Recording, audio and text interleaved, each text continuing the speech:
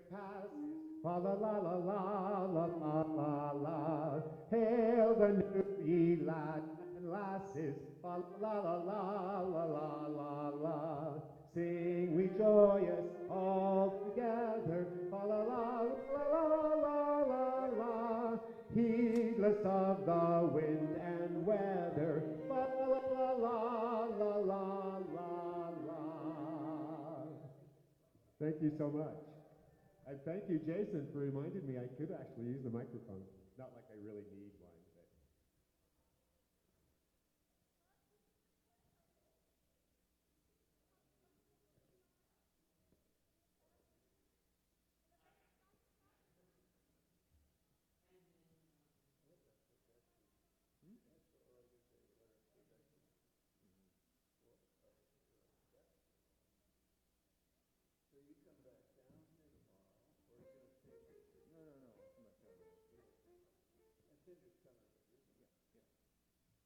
She wanted to come today. She wasn't up for an 8-hour stretch. Here from noon till probably 8.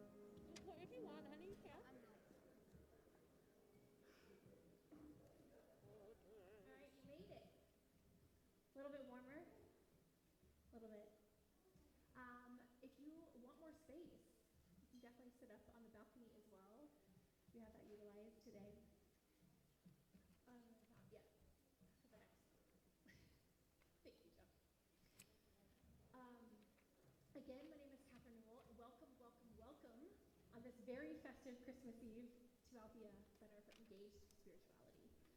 I am so grateful to spend this moment with you and this moment in our legacy and in the history of humanity, honestly. I will let you know, as you heard outside, that we have changed quite a bit just in the past 24 hours in this service. And we found out just a couple hours ago that one of our performers tonight, Christopher Weatherall, is unavailable to be with us. So we send positive, beautiful, healing, wonderful energy their way and know that all is well in their world. For tonight, we get the opportunity to be together and to focus on this warmth, the light that we can see and the light that we can feel within as well. You saw the luminarias outside. You'll see them all around here, all these candles.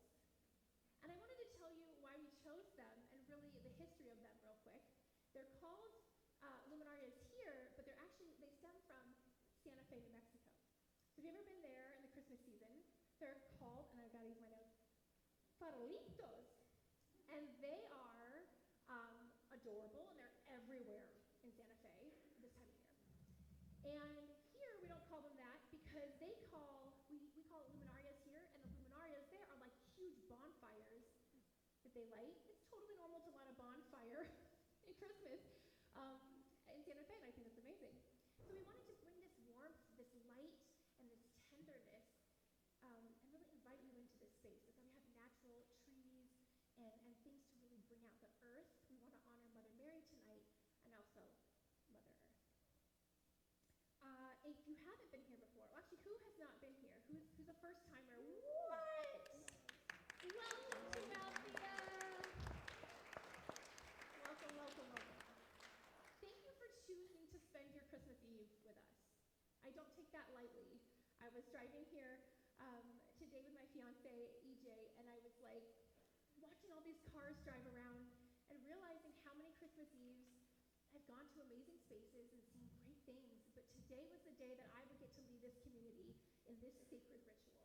And I don't take it lightly that you're here, that you chose Althea, so thank you. And come back again. We've got lots of good stuff happening. Every Sunday at 10:30, we will be here. And we also have a bunch of live streamers at home. Hey! Thank you for joining us, and thank you for valuing your health. And wherever we find you in the world, thank you for being a part of our community. So the last thing is to keep your masks on at all times, and the restrooms, in case, I just always feel like when I go somewhere new, I need to know where they are. So if you want to know where the restrooms are, you can go through here around this way, and they're right kind of on the other side of this wall. Just follow along. It's just one big old circle here. So I heard that someone famous was born today. Anyone know who that could be? You have, yes, who? Jesus Christ, you're right. Nailed it. All right. We love audience participation, especially with our youngsters here. So thank you. You knew exactly what to do at Althea. So legend has it, I just wanted to give you like the brief overview because we're going to get into some scripture. I know. Brace yourself. But I wanted to tell you, because sometimes we mix it up, the story, and just what the world says versus what we're going to say at Althea. So legend has it, Mary gave birth in a manger, very, very cold night, December 25th. And Joseph is not the father, but God is the father. That aside, we celebrate the birth of the guy who basically launched what we now know as Christianity. So what this means in our context tonight is that he's birthing a revolution. Well, not him. Who's really doing the birthing? Mary, right? So like Christian churches in this country and beyond, we hear over and over and over again all about Jesus. And that's to learn about, lean into, connect with, but that's not totally why we're here tonight. So I want to invite you to a different kind of space at Althea. She did have a little bit of support, but not much, like some wise men, some shepherds, they showed up. But no one was really like her midwife, right? No. So we're going to go through the stages of birth holistically tonight so that we can really grasp what she went through, and what it feels like to literally birth a revolution. I don't know if you've seen what's going on out there. Same empire, different revolution, right?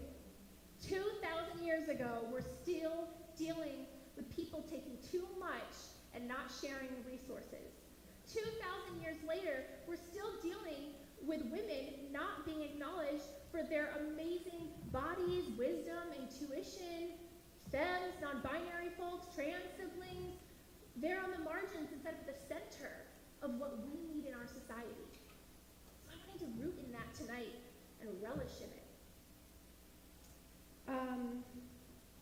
I do want to mention, because I did take these stages of labor, I was inspired by this woman named Wapio Diane Bartlett, and it's the holistic stages of labor. So I just want to give credit where credit is due. In Advent, we basically wait for this miracle, for the unknown, for this revolution to be birthed.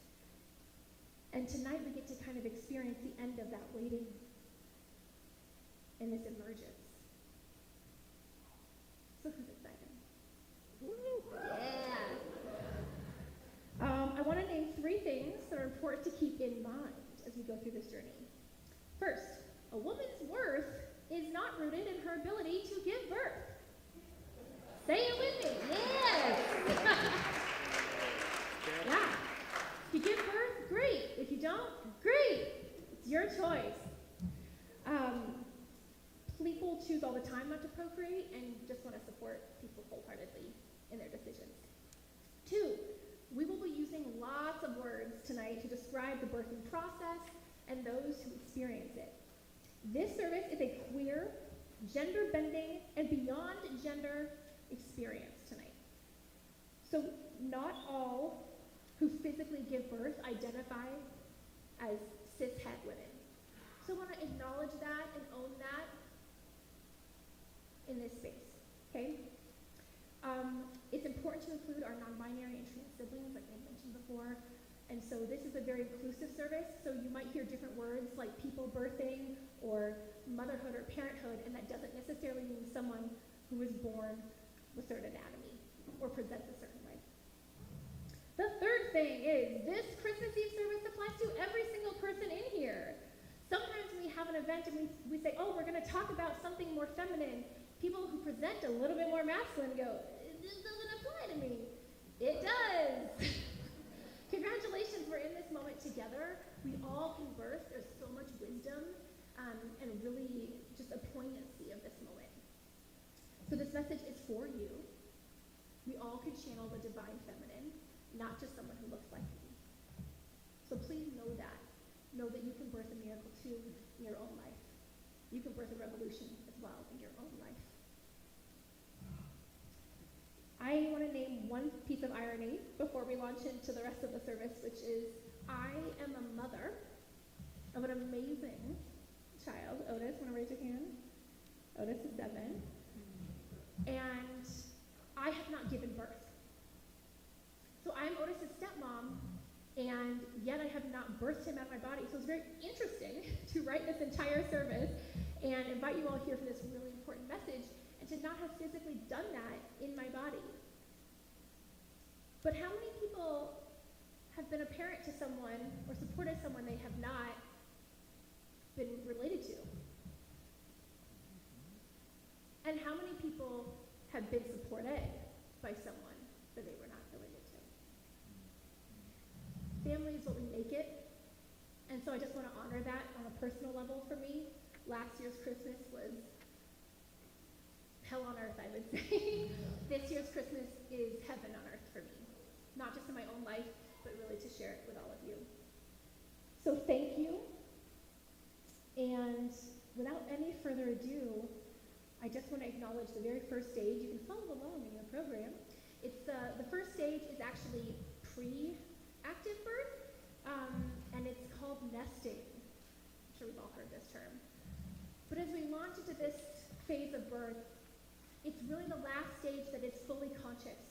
It's the time when a person giving birth is still like, I'm excited, I'm looking forward to this, I'm nervous. After this point, when active birth takes over, it becomes an amalgamous experience, and it transcends our regular conscious experience with one another and with ourselves.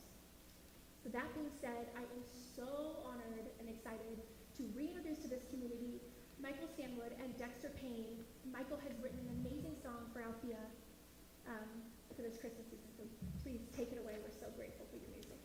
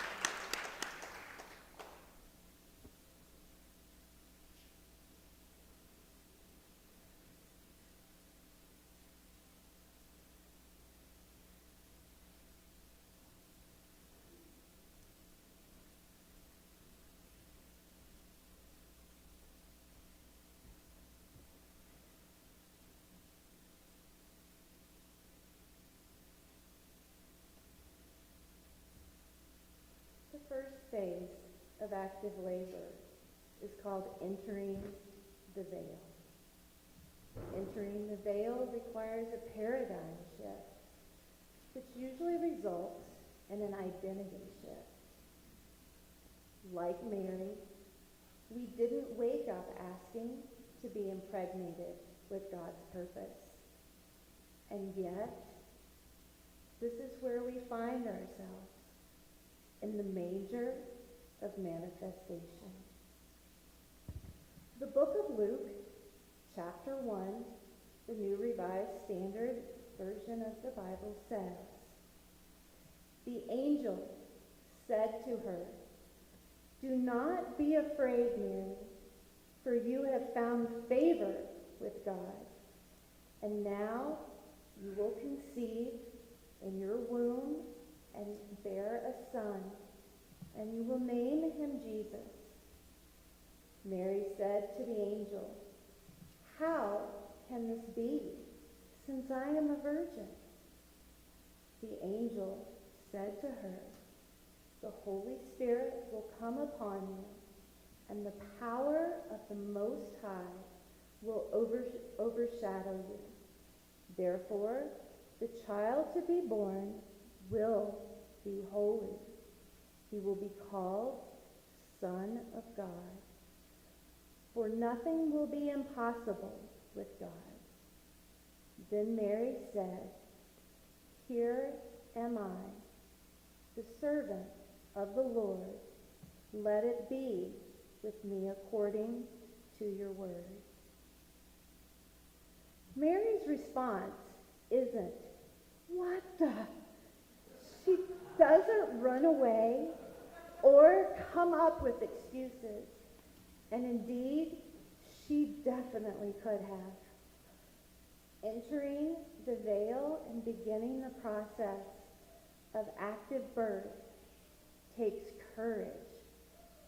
Many times a mother approaches the edge of active birth and doesn't fully enter.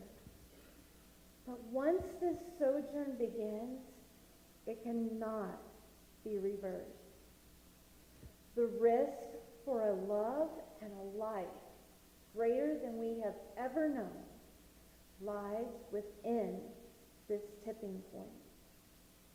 When we're ready, we accept our destiny. We welcome this portal to another world, and we are transported through our very bodies.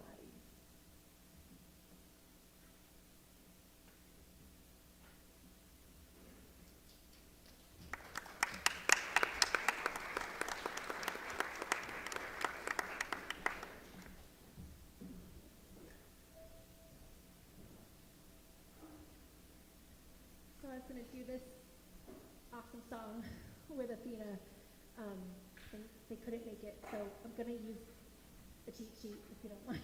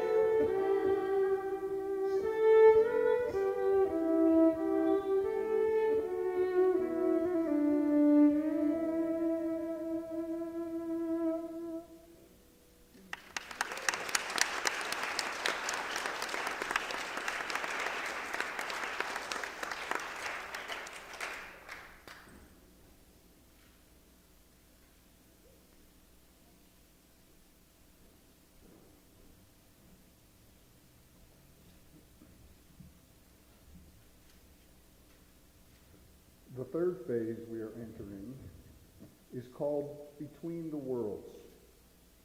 It is a trance-like state where our subconscious and our unconscious reign. In the book of Revelation, chapter 12, it is written, "A great portent appeared in heaven, a woman clothed with the sun, the moon under her feet, and on her head a crown of 12 stars." The word portent means a momentous sign that something magnificent is about to happen. When we are in a trance, we must make sure to look out for the sign. In the very last book in the New Testament, we dive into an unknown fictional world through the eyes of an unknown writer named John.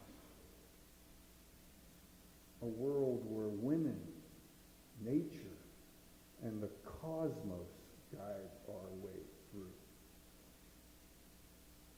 What are the stars calling you to see, to birth, to begin? What dream are you writing your way through? Like Mary, lean into this liminal space and trust the unknown.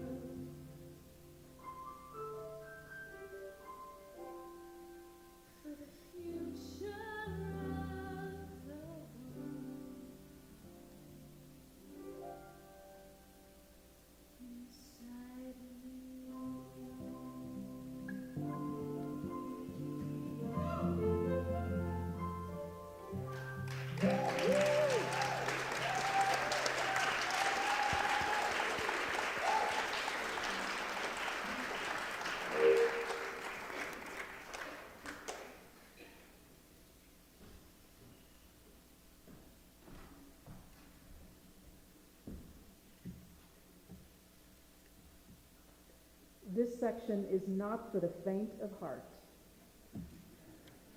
Summoning, calling in. The fourth phase of birthing is summoning. Calling in what is meant to be birthed means creating your own language with your creator and your creation. Find your own way on your own terms. Caitlin Hardy Shetler wrote a poem from Mary's vantage point set in a modern-day church. It illuminates conversations and questions not set enough in holy halls of power. Sometimes I wonder if Mary breastfed Jesus, if she cried out when he bit her, or if she sobbed when he would not latch. And sometimes I wonder if this is all too vulgar to ask in a church full of men without milk stains on their shirts or coconut oil on their breasts, preaching from pulpits off limits to the Mother of God. But then I think of feeding Jesus, birthing Jesus, the expulsion of blood and the smell of sweat, the salt of a mother's tears, onto the soft head of the salt of the earth.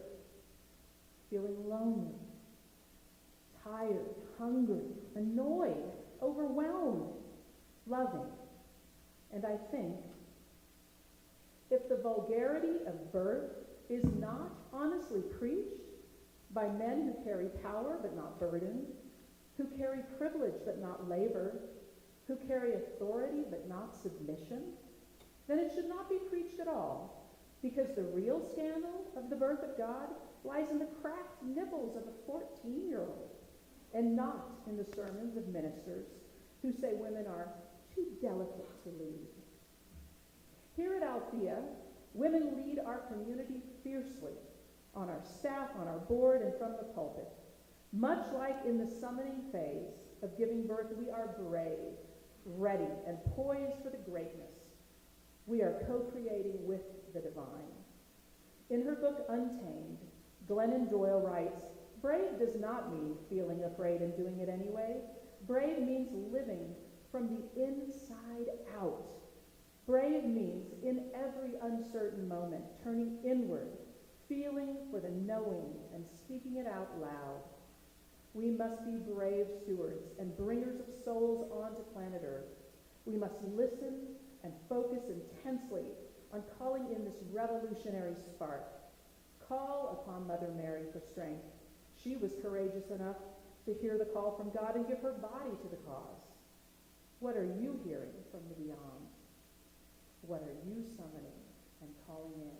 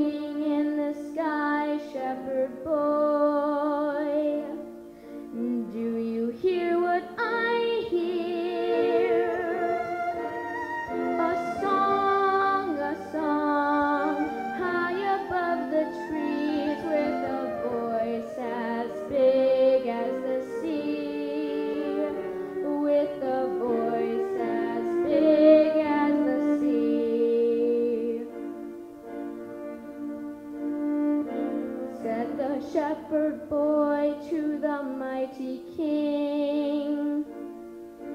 Do you know what I know? In your palace warm, mighty king. Do you know what I know? A child shivers in the cold. Let us bring him silver and gold. Let us bring him silver and gold.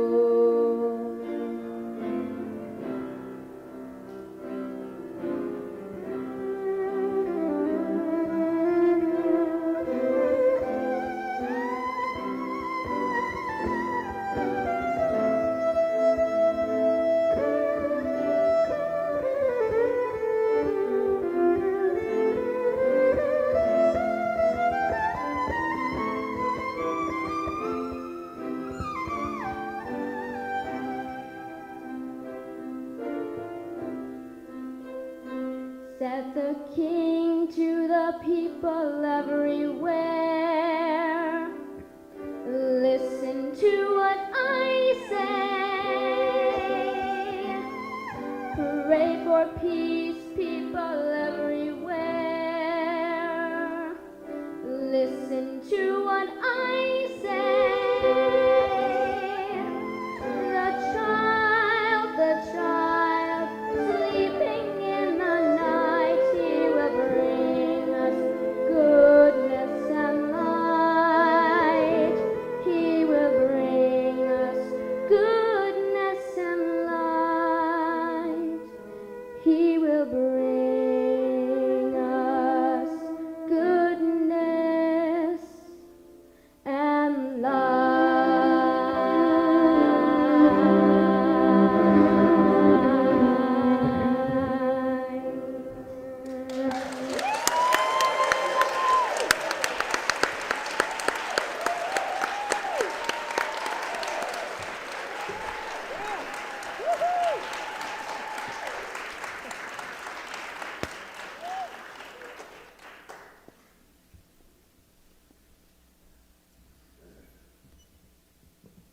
Hard act to follow. And so we all know about the gifts that were brought to the manger on that beautiful night from the 3 wise men. And now is the time for you to give your gifts in appreciation for this marvelous service that we're having and for being alive on this starry, starry night. I looked up what the meaning was about the 3 gifts that were presented by the kings or the wise men. And there was gold, which is affiliated with kings and with royalty. Frankincense is used in liturgical worship, and traditional churches and represented people who led services. Myrrh is a fragrance that is embedded and used in embalming. So there was gold for royalty because Jesus was considered the King of the Jews. The frankincense was because he was leading a new revolutionary, which became a church. And the myrrh was because he eventually would overcome death. And what that means for us, I don't know.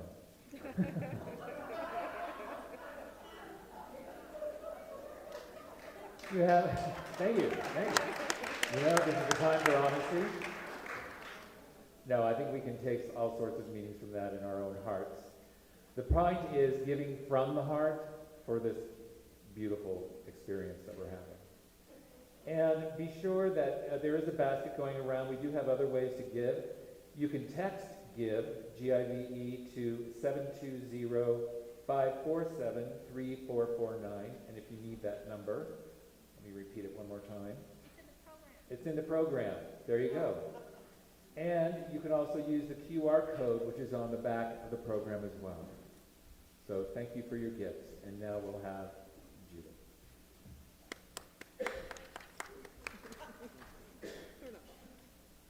To the divine, eternal source of all, we offer these gifts in gratitude to this center. We are reminded that we awaken to the transformative consciousness of oneness connection.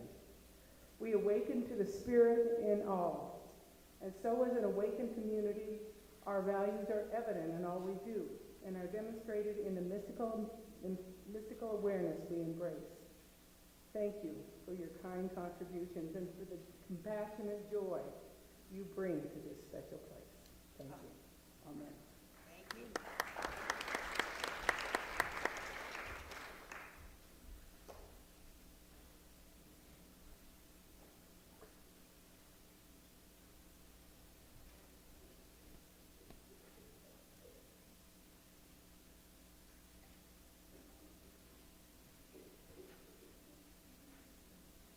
Listen, can you hear it? The newness coming through. Allow a hush to fall upon your heart as peace, solace, and comfort wash over you. Resting, also known as quiescence, is a part of birthing that most don't acknowledge. In movies, we only see the pain of birth, not the quiet moments of communion with God, with ourselves, with the sacred essence coming into being. Queen Afua, an herbalist, healer, and practitioner of Afrocentric spirituality, reminds us that the womb has a voice. The womb has a language all its own, and yet it does speak. Sisters, go within the heart of your womb in your daily meditation and listen well. Your womb desires to speak through you. Your womb will tell you what she needs. Your womb will tell you where she's going and where she's been. She will tell you how she wants to heal. The womb misses nothing. She knows all. The womb records every event of our lives. She records all of our interactions and reactions within our relationships. She senses our misgivings and receives all of the loving. The womb never forgets the lessons or the blessings. As we enter into the depths of our wombs, we will discover that our womb remembers and is prepared to speak to us of every fear and every joy. Listen to our womb. Listen to our earth. Listen.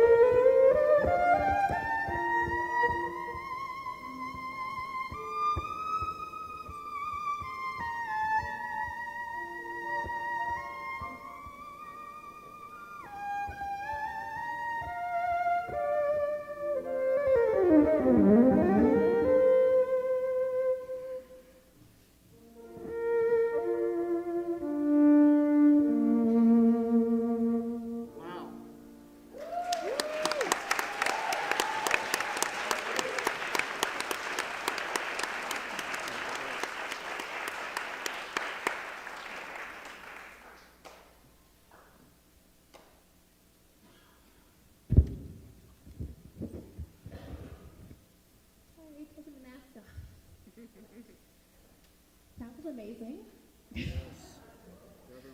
I've known Josh about half my life, and he just keeps getting better. I'm just always amazed. Come. This is my mother, Linda.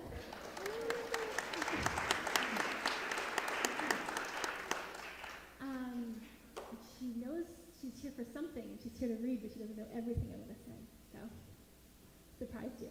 You hold these, actually. We are entering our final phase of active birth, which is known as breakers. It's like when the tides come in real hard. This is the push part. So we're pushing forward the revolution. This is the moment that we've been waiting for. Our intention is about to breathe oxygen, so it's okay to be a little nervous. Do you ever feel like that sometimes?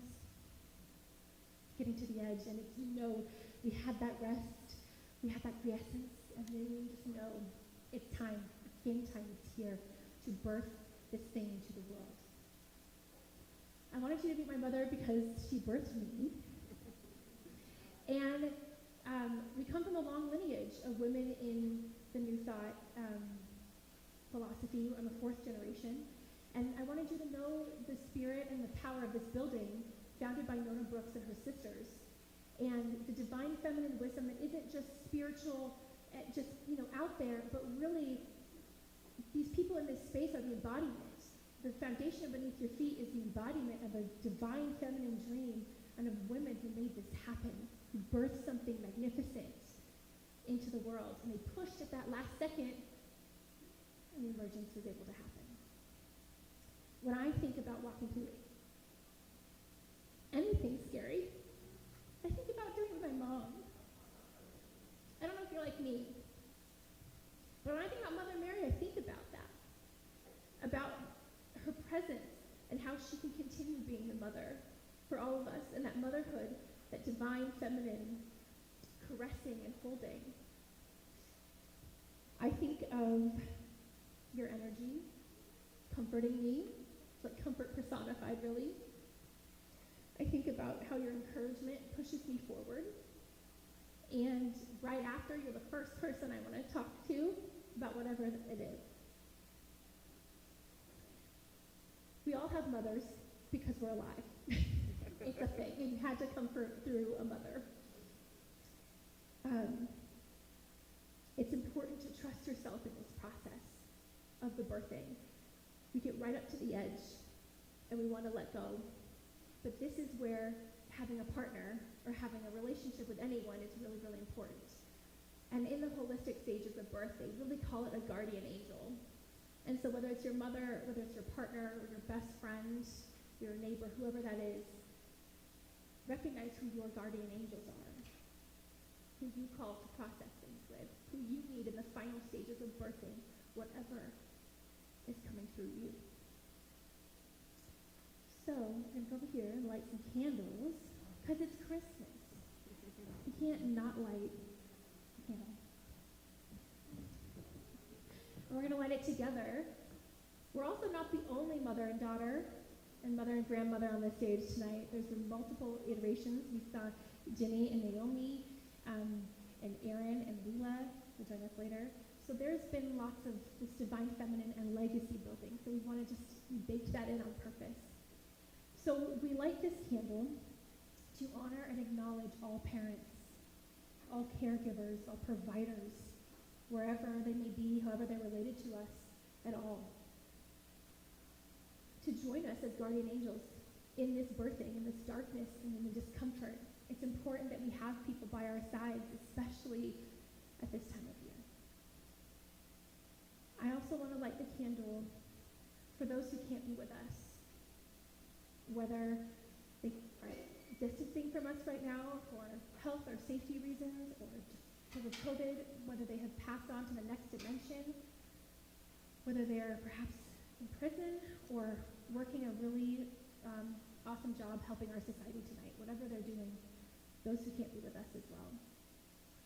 So you join me in lighting the candles.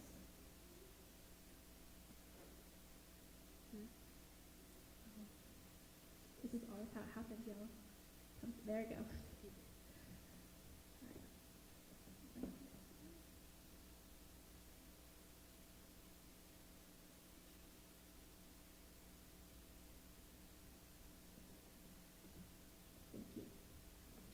she is going to do a reading. But thank you for indulging me. And if you have your mother here with you, just give her an extra squeeze.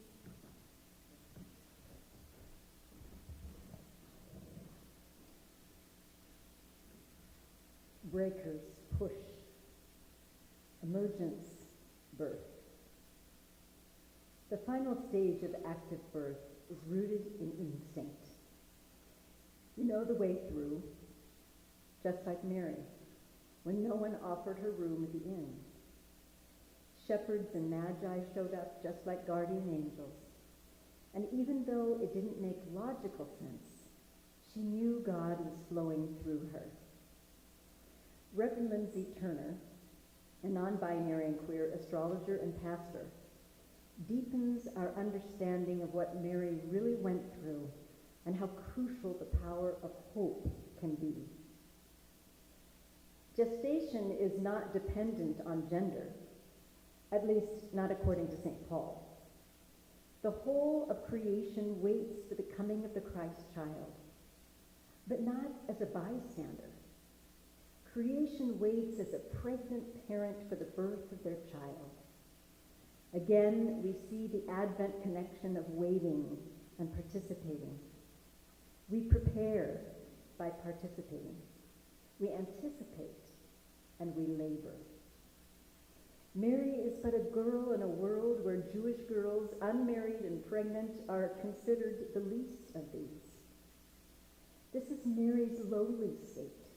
She is not weak, nor timid, nor mild. She is disenfranchised. And so her waiting is twofold. One for a child, and two for the community where her own divinity will be honored. The prophecy of Christmas insists these are one and the same. Hope is what grounds our preparations, half in reality, half in imagination. As the sun soars through Capricorn this month, this wisdom is keenly felt. The sea goat is half land creature and half deep diver. Capricorn reminds us that our dreams, intuitions, and feelings are every bit as vital to a life well lived as tending to practical matters. Our hope must be tended to both gently and consistently. It is not something to dust off when we need it. Hope is a living thing that stirs in us like the stirring in Mary's womb. Use this final hopeful push as clarity, energy, and a clearing out. Not a covering up, a complete replacement of the system that is rotten to the core. Push through the noise that's trying to distract you from your destiny. You owe it to yourself and to our planet to be fully activated, fully awake. This isn't the fallback, asleep moment. It's the all-in moment. Keep going.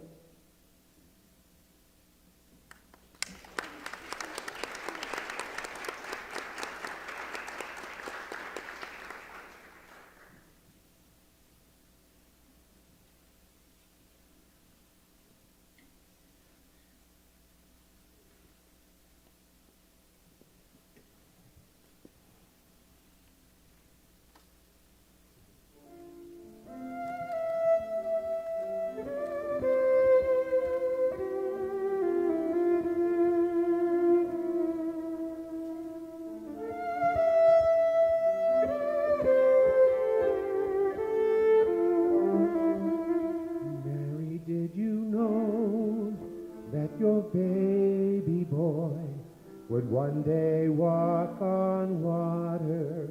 Mary, did you know that your baby boy would save our sons and daughters?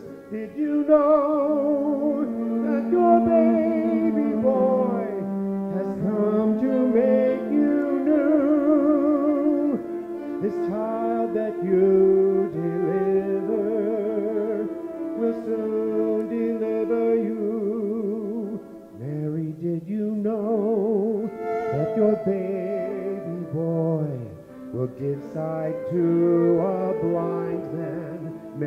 did you know that your baby boy would calm a storm with his hand?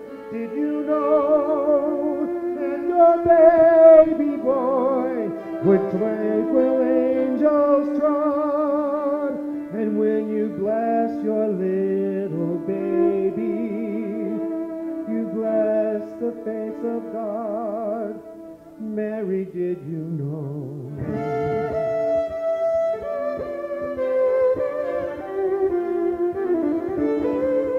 Mary, did you know?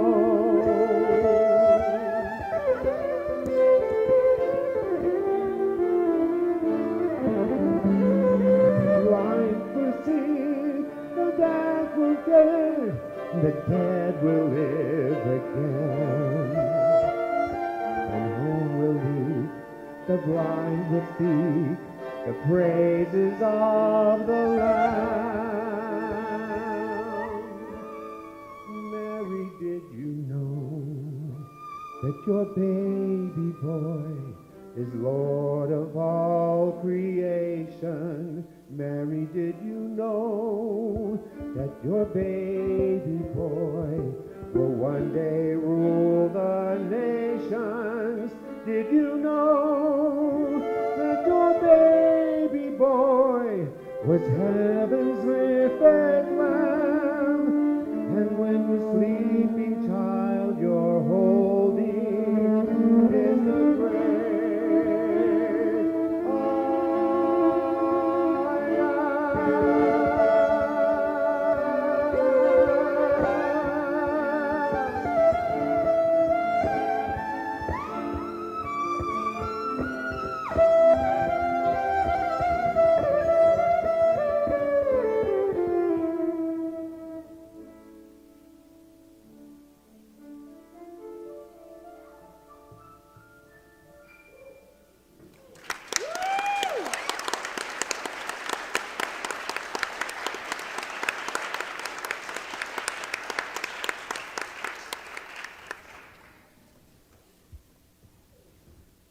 I have to tell you that Daryl learned that song about 20 minutes before 4 o'clock today.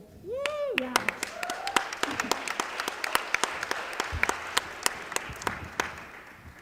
Keep forgetting to take off the mask, but it's a good problem, I suppose. It's a healthy problem. Can you help me now? I'm stuck in it. Thank you. All right. I just want to say thank you to all of you being here, first of all. This takes a lot of work to just get yourselves here, be looking so good on Christmas Eve, so thank you. I also want to take an opportunity to acknowledge the amazing human beings that it took to create this space together. From Chris on the lights, to Daryl and Jason on sound, to Josh Lee on his amazing violin. Yes. And Rick Stanton. Yes. And also that celebrity basically. It takes a whole village. We had many meetings about this. So thank you to everyone on the team that made this happen, all of our volunteers. Thank you, our board members. And of course the parents who got these awesome kiddos here today. Because the last thing, what's the final step of birth, y'all? Yeah, the thing has to come out. Whether it's a child or an idea or whatever it is, right? So the final piece of it is this clarity, this revolution, this revelation that has come in you and through you. And it is birthed. The most important piece now is the acquaintance and the communion that you make not only with this child, but with what you birthed in the world. We talked in the very beginning of the service that it's 2,000 years later, and this world is very, very similar to what it looked like back then. Why? It's because we still need to birth revolutionary people and things and ideas. Our work is not done. So rest up for Christmas Eve and Christmas Day, because I need you. We need you in this space. Whatever you're birthing is absolutely necessary. And if you want to see the amazing fruits of your labor, I invite you look no further than the amazing community that we built here, often in our children. So for our final song inside, we're going to do our actual final song outside, of course. For our final song inside, I would love to invite our kiddos. You know who you are. A couple children to grace the stage. Yes.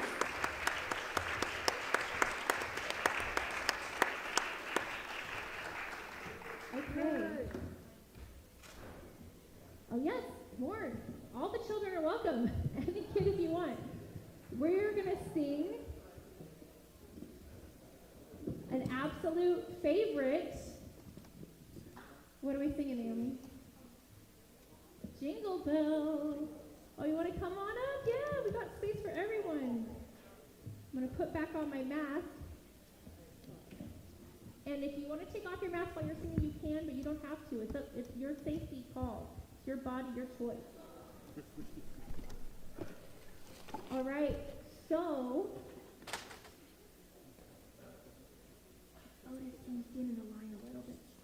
Everyone, thank you. All right, so Rick is going to lead us in, and we're going to do one verse of Jingle Bells, then Dashing Through the Snow, and then one more of Jingle Bells. So if you don't know the words, just follow along and have fun. Enjoy.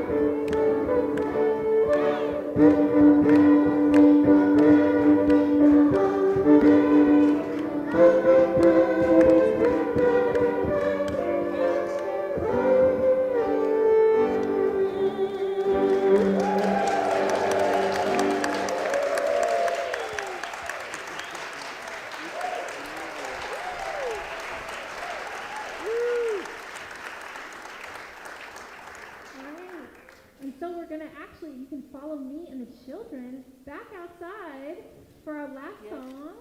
Why do you keep trying to kick us off? Because they don't want us singing.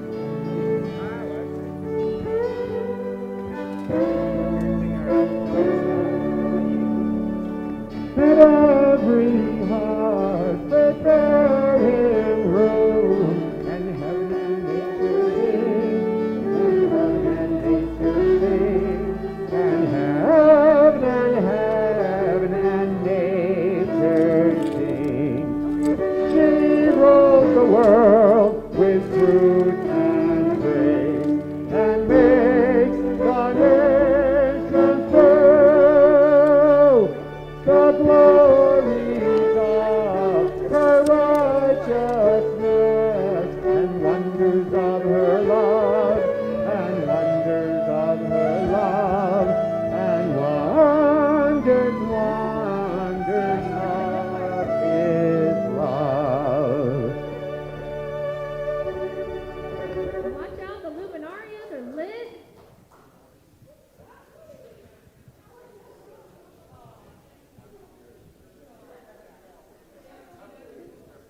Oh my gosh, thank you for being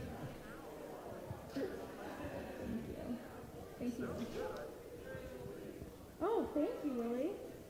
Oh, can you click me off?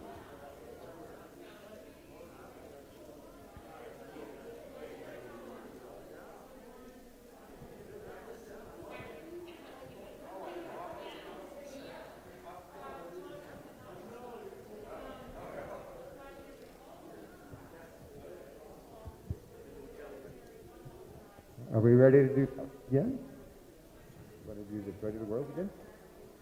You want to do joy to the world again?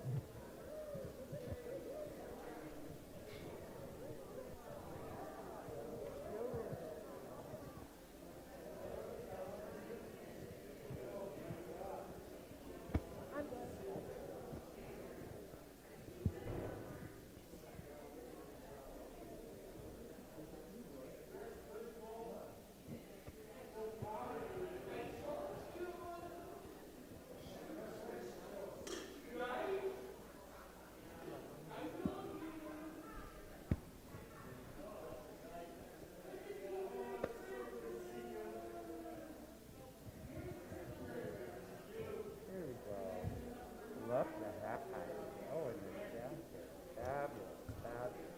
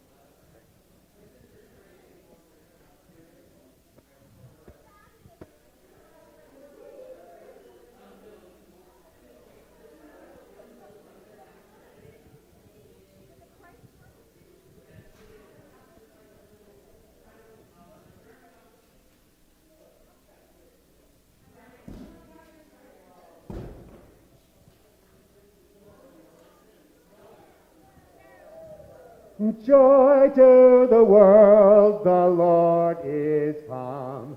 Let earth receive her King. Let every heart prepare him room. And heaven and nature sing, and heaven and nature sing, and heaven and nature sing.